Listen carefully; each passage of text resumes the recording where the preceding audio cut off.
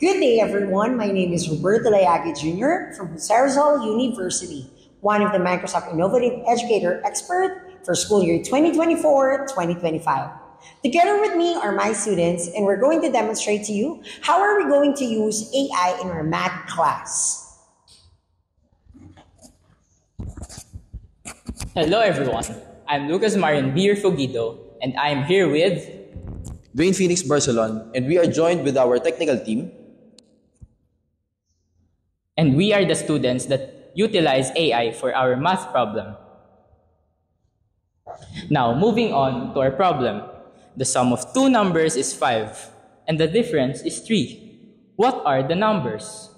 In order for us to solve this problem, we first need to translate the problem into an equation. Then, we use Microsoft Math Solver to solve our problem. Now, before we move on to our problem, this app features 3 ways on how to solve our problem.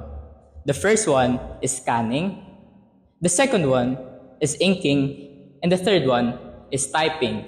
Now, let us input our problem.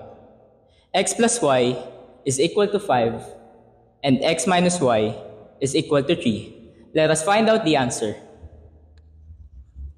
Here, we have our answer. X is equal to 4 and y is equal to 1.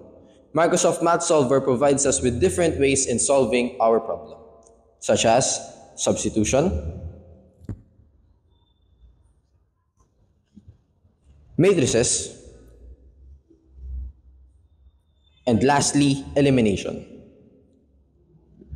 So in addition, Microsoft Math Solver provides materials for learning such as graph, similar equations but related to our topic but not limited, and videos if you are a visual learner. Lastly, references. That is how we use AI in Sarzol University in our math class. Hoping this would inspire you to use AI in your math class as well. Again, we are from Sarzol University. Maraming salamat po.